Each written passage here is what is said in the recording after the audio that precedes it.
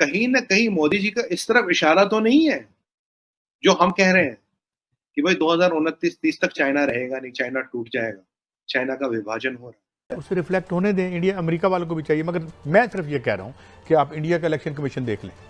आज तक उसकी आपस में कितने लड़ते हैं। राहुल गांधी को पिछले दिनों गालबन में देख रहा था, अंदर भी कर दिया शायद, मगर उनका जो इलेक्शन कमीशन फैसला करता है उस पर कंसेंसस होता है। आज तक इंडिया की डेमोक्रेसी में किसी एक ने ये नहीं कहा कि आपने इलेक्शन गलत करवाया या मैंने गलत करवाया। लाइन भी हमारी, सड़क भी हमारी, मंजिल भी हमारी, कंपटीशन भी हमारे साथ, और हम चलते जाएं। मोदी जी ने एक हमें रास्ता दिखा दिया कि this is what Bharat was, और मुझे वही भारत बनाना है।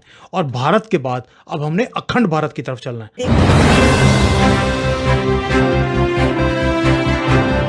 देखिए, बात ये भी है कि अब पहुंचा वहां पर दिया है मुल्क को, उस जगह पर खड़ा है हमारा हमसाया मुल्क कि वो बने ही बने थर्ड इकोनॉमी, वो इस जगह पर वो ले आए अपने मुल्क को। देखिए, कहीं न कहीं मोदी जी का इस तरफ इशारा तो नहीं है, जो हम कह रहे हैं कि भाई 2029-30 तक चाइना रहेगा नहीं, चाइना टूट जाएगा, चाइना का विभाजन हो रहा है।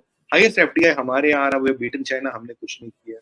हमारे चिप में we have taken a lead, China की हवा हमने टाइट की, चाइना के 200 ऐप बैन किए, हमने कुछ नहीं किया। चाइना की औकात नहीं थी एक स्टेप यहाँ लाए, हमने कुछ नहीं किया। एक एंथनी साहब कह रहे थे not building the roads to China is the only defence to China. आज उसे चाइना की ईंट से ईंट बजाइए। लास्ट वीडियो में हमने देखा था ये जो वेंगी ऐसे अष्टांग प्रणाम कर रहा है, अजीत डोवल साहब के पैर पड़ रहा, सब हमसे व्यापार कर लो, कमर्शियल जहाज में बैठ के आ रहा, हमसे व्यापार कर लो। और कुछ लोग हमें कह रहे थे पीएलए 7 दिन में दिल्ली तक आ जाएगी। वो गद्दार अब भी यहाँ रहते हैं, दाल रोटी खाते हैं यहाँ की। तो हमने कुछ नहीं किया, मोदी जी ने कुछ नहीं। मोदी जी उसी भारत की बात करते हैं जो हम अखंड थे, हम इतने ग्रेट थे। अब तो ये हालत है कि अब रुकने का नाम ही नहीं है। अब भारत ना पहले कभी छोटा सोचता था और ना अब भारत छोटा सोचता है। मोदी जी ने एक बार बोला भी था कहीं जाकर, शायद इंडोनेशिया में, जो G20 की मीटिंग करने गए थे वहाँ पर, कि भारत अब छोटा सोचता ही नहीं है। और अब भारतीय जो हैं वो भी छोटा नहीं सोचते। अब मैं जब देखता हूँ, when I see that transformation, मेरा सीना फक्र से चौड़ा हो जाता है। अगर आप मुझे पूछे कि सबसे ज़्यादा अगर किसी को अवार्ड्स मिले हैं दूसरी कंट्री से, वो किसे मिले हैं? वो भारत के प्रधानमंत्री नरेंद्र मोदी को मिले हैं। और मुझे फ़ख्र होता है इस चीज़ को सोचकर कि जो बड़े बड़े कंट्रीज़ हैं उनको भी ये ऑनर नहीं दिया जाता जो मोदी जी को या भारतीयों को मिलता है। ये ऑनर मोदी जी को नहीं है, ये हम भारतीयों के लिए है। और यही भारत की पहचान है, यही हमारी धरोहर है, और इसी में मुझे फ़ख्र होता है। हमने सोचना शुरू किया और हमने बनाना भी शुरू कर दिया। उसे रिफ्लेक्ट होने दें, इंडिया अमेरिका वालों को भी चाहिए, मगर मैं सिर्फ ये कह रहा हूँ कि आप इंडिया का इलेक्शन कमीशन देख लें। आज तक उसकी आपस में कितने लड़ते हैं। राहुल गांधी को पिछले दिनों गालबन में देख रहा था, अंदर भी कर दिया शायद, मगर उनका जो इलेक्शन कमीशन फैसला करता है उस पर कंसेंसस होता है। आज तक इंडिया की डेमोक्रेसी में किसी एक ने ये नहीं कहा कि आपने इलेक्शन गलत करवाया या मैंने गलत करवाया। और इस तरह और 1 अरब 30 करोड़ की आबादी है और कई महीने इलेक्शन चलता रहता है, तो ये नहीं हुआ। ज़ियाउल ने इंडिया में मार्शल लॉ लगाया था? नहीं, पाकिस्तान में लगाया था। अच्छा, यानी वहां इंडिया में कभी नहीं लगा मार्शल लॉ? वहां हुकूमत चलती रहती है, अदारे इंडिपेंडेंट है। लेकिन ज़िया ने एक बड़ा एहसान किया, उसने हमारे ऊपर एहसान ये किया कि तारीख़ आलम में ऐसे अजीम लीडर नहीं मिलेंगे जो पीछे छोड़ गया। माशाल्लाह आज तक वही हैं। हम अभी तक ज़ियाउल हक के ऐद से बाहर नहीं निकले। हजूर, ये इलेक्शन से क्यों भाग रहे हैं? माशाल्लाह होता है, जमहूरियत होती है, आइन होता है। और किधर गया आइन? जब इलेक्शन लड़ना पड़ा, अपनी औकात सामने आने लगी है, उधर भाग रहे, उधर भाग रहे, उधर भाग रहे, मेरे पुपी तो पुत्र ला दो, मेरे चाचे तो पुत्र ला दो। बट साहब प्लीज, खुदा के लिए इस मुल्क ने रहना है, आप और मैं रहूं या ना रहूं। अब बताएं मुझे, आप कौन से हालात खराब है? अगर खराब है तो किन्ने कीते किन्ने ने? आप देखिए जो हमारी ट्रांसफॉर्मेशन है इंडिया से भारत की, वो कितनी तेजी से हो रही है। अभी आप देखिए जो रेलवेज है हमारा डबल हो गया है पहले से, इलेक्ट्रिफिकेशन, हाईवेज डबल हो गए हैं पिछले 10 साल में। मतलब कि 70 साल आप एक तरफ रख लीजिए और ये 9 साल एक तरफ रख लीजिए। अगर आप देखेंगे जो डिजिटल की जो हमारी इकॉनमी है वो कितनी ज़्यादा बढ़ गई है कि अगले जो 4 कंट्रीज़ हैं उनको मिला लीजिए और हमारा अकेले का उतना हमारा प्रभाव है डिजिटल ट्रांसफॉर्मेशन में। ये 1-2-3 सालों में इतनी ज़्यादा ट्रांसफॉर्मेशन हमने कर दी है। आप सोच के देखिएगा 3 सालों 5 सालों में हमने इतना कुछ अचीव किया है, अगले 10 साल में हम कहाँ से कहाँ पहुँच सकते हैं। देखिए, बात ये भी है कि अब पहुंचा वहां पर दिया है मुल्क को, उस जगह पर खड़ा है हमारा हमसाया मुल्क कि वो बने ही बने थर्ड इकोनॉमी, वो इस जगह पर वो ले आए अपने मुल्क को। देखिए ना कि जिस तरीके से, जितनी तेजी से वो तरक्की उनकी इकोनॉमी कर रही है। हम देख रहे हैं कि हमारा हमसाया मुल्क कहाँ पर पहुंच रहा है, हम देख रहे हैं कि अभी तक वो कहाँ पर पहुंचा चुके हैं, और हम साथ में ये भी देख रहे हैं कि हम कहाँ पर हैं।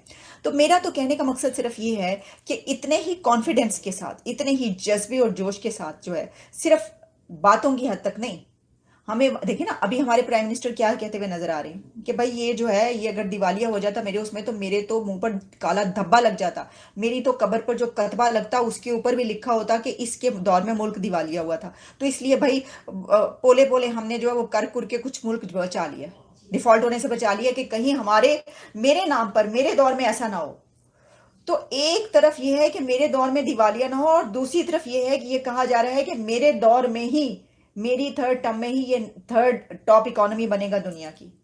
फर्क देखिए आप, मतलब जंप देखिए कितना ज्यादा है।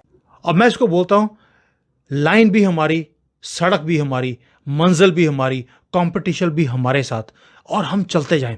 मोदी जी ने एक हमें रास्ता दिखा दिया कि this is what Bharat was, और मुझे वही भारत बनाना है। और भारत के बाद अब हमने अखंड भारत की तरफ चलना है। अब ये अखंड भारत क्या है? लोग बोलते हैं भी हमने ये सारी जो कंट्रीज हैं जो पहले भारत का पार्ट थी, इन्हें हमने भारत में जोड़ लेना है। ऐसा कुछ भी नहीं है। ऐसा हमारी ना तो मंशा है, ना हमारे कल्चर का पार्ट है। हमने कभी भी किसी की ज़मीन के ऊपर कब्जा ना कभी किया है, ना हम कभी करेंगे। ये हमारे कल्चर का पार्ट ही नहीं है।